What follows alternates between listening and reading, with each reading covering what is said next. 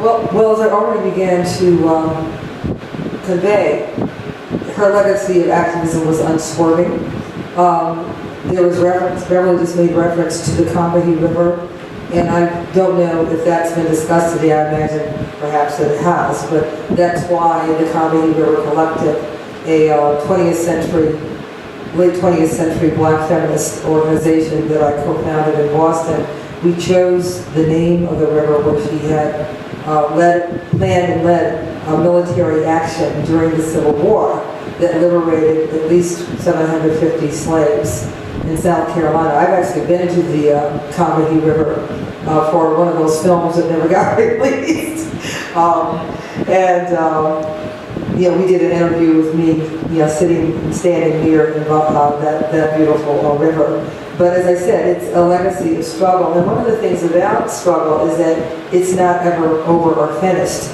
Of course, we're looking historically at Harriet Tubman's legacy, but her true legacy is for us not to sit silent and to not be active.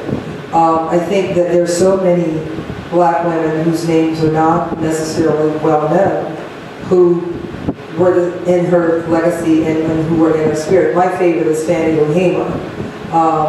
Fannie Lou Hamer was an absolute pivot point of the Southern Civil Rights Movement, of the entire Civil Rights Movement, and one of the reasons I hold her legacy and her memory so dear is that I actually got to meet her in the mid-1960s when I had just graduated from high school in Cleveland, Ohio, and I was very involved in the Civil Rights Movement as a teenager in Cleveland. So that's how I got to meet Fannie Lou Hamer. But even if I'd never met her, I would still absolutely lionize her and idolize her because her practice was so clear. I'm behind everybody else, but I just finished reading Barbara Ransby's biography of Ella Baker. Just as she releases a new book about Alonzo Robeson. But in any event, I did just finish reading it. Don't have much time to read as a common council member. That's another person whose name is not well known. But it's about practice, I believe, and being tenacious, and also not being motivated by ego and pettiness and look how grand and important I am.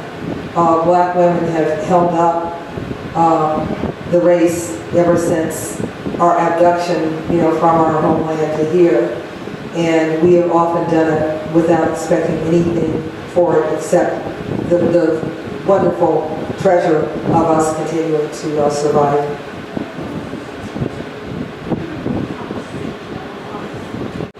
You remember the conversations around comedy and how you came to that? You had lots of other choices. As usual, I do remember. During that time, there was a huge amount. This is like the height of these, what is referred to as the second wave of the women's movement in the United States. So we're talking from the late 60s, really, until, I think the third wave, I think, is generally considered to have started in the very late 20th century. But be that as it may, during that period of the 1970s, there was a huge amount of women's organizing on many, many fronts. And what we observed is that names of the few black women heroes and heroes that we knew, they were being taken. So, and living in Boston as I did during those years, Sojourner was already taken. That was the name of the women's newspaper that lasted for many decades and became a really wonderful publication.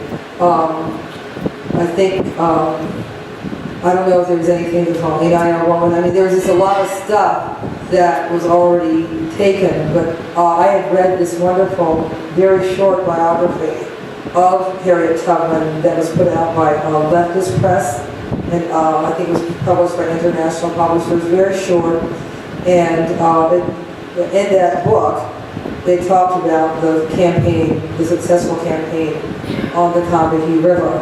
And I thought, why don't we name ourselves after the action as opposed to a person? Because that's far more democratic in some ways than just one individual. So, as I said, some really good individual names were already taken, and I thought that it would be nice for us and appropriate for us to commemorate an action of liberation. So that's how.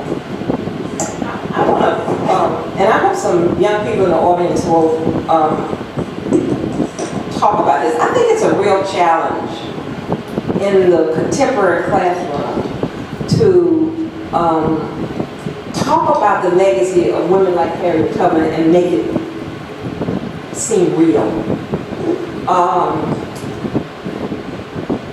You know, this generation is such a visual generation, and talking about Harriet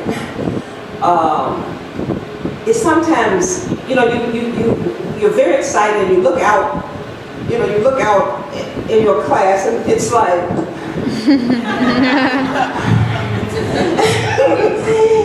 you know, it's like, I mean, slavery seems 20 centuries away.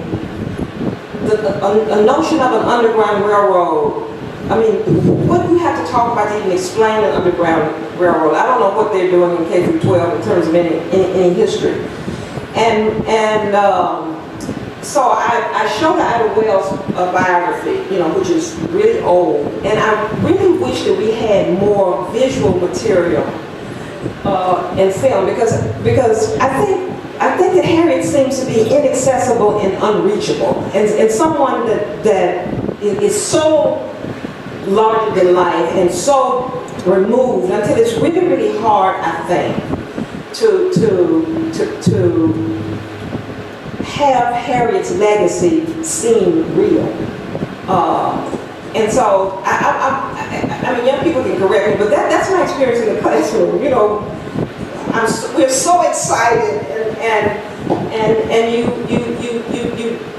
you don't have words, and you don't have anything but static visuals.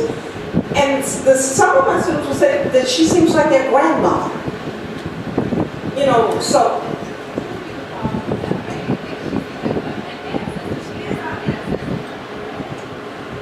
Well, I'm not saying she's not one's ancestor, but I'm saying